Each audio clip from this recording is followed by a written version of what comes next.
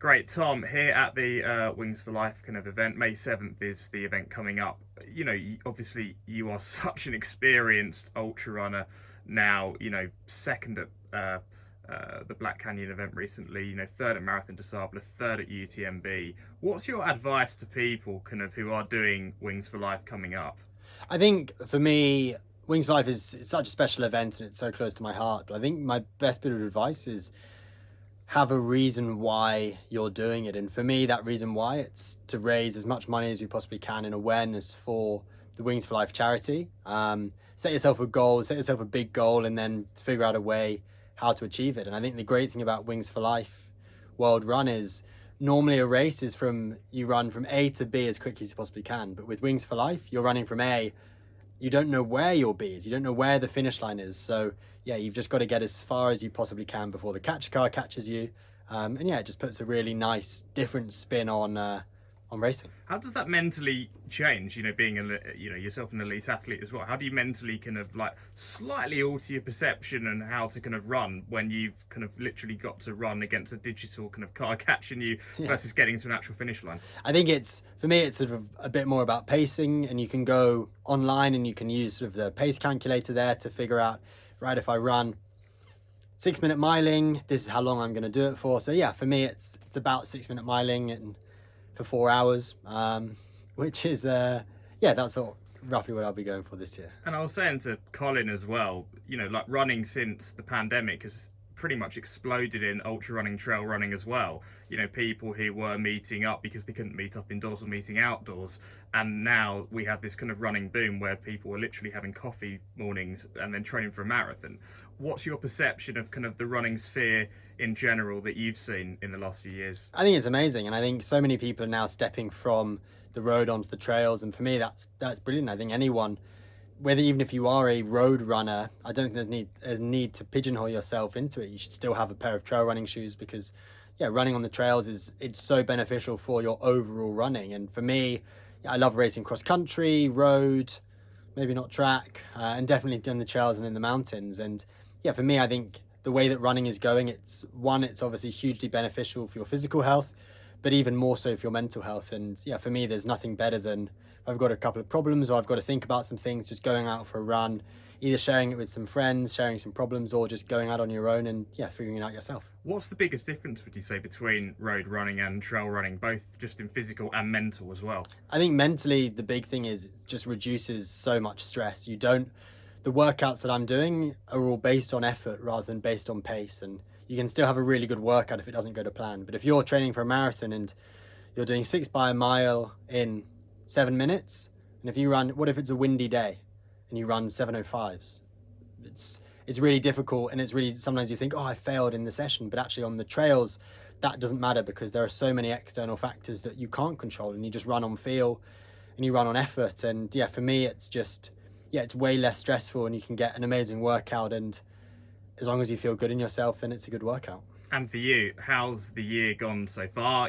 Black Canyon, of course, you finished second there. You're potentially looking to do both Western State and UTMB, you said. The first man to potentially ever do that. What's kind of going through your head for the rest of the year? Yeah, I'm really happy with how the year's gone. So we did Black Canyons, 100k as sort of a proof of concept to see what training will be like in Flagstaff for that. And then came back to the UK, raced into counties last weekend, finished on the podium there as well. So nice to still have a little bit of relative speed in the legs over supposedly 10k, but it was 12k.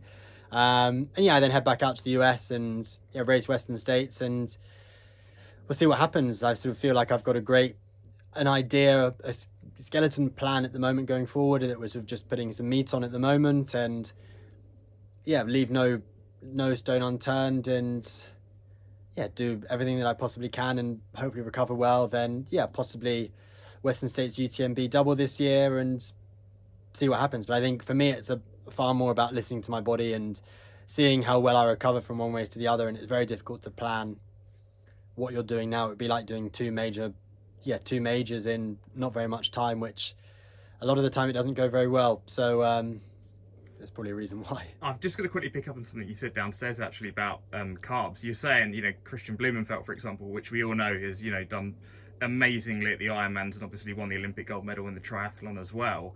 the amount of carbs that he actually has per hour. Could you explain more about that and what you're planning to do kind of with your training with that as well? Yeah, so they did a research at Kona last year, and there was a direct correlation between the athletes who were consuming the most carbohydrates during the race and race results. The athletes who were consuming the most finished higher up. So it really is, if you look at running, instead of looking at it at pace, you look at it as watts and power and the energy expenditure in order to have that power is in kilojoules. So you need to be able to fuel correctly. So the more that you can fuel, the more that you can power yourself.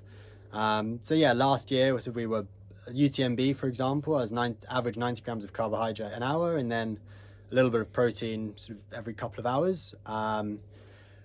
Yeah, for this year, we're sort of just looking at pushing the envelope a little bit and so yeah, being fairly aggressive nutritionally. And for me, that's using a combination of Red Bull and Morton.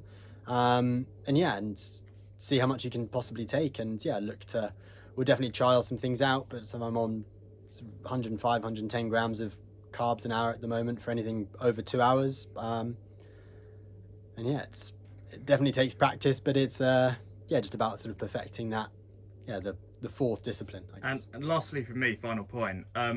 When you reflect about the journey that you've had in ultra running, I'm right in saying that you lost a bet to sign up for Marathon des Sables all those years ago. Like, how's that journey been for you in the sport and kind of the reaction that you've had? Yeah, so yeah, my first ultra distance race was in 2017 at Marathon des Sables, and yeah, since then it's just been a complete whirlwind. I love racing and I love training, and for me now to be able to be a full-time athlete, became full-time in 2019 after leaving the British Army, who were essential to get me to where I am today. And yeah, it's been incredible. And I guess the pandemic was pretty tough with not very many, or with no racing opportunities on the trails, so I switched to the road a little bit. And yeah, I loved racing the half marathon world championships in Poland, and there's definitely a couple of itches still to be scratched on the road.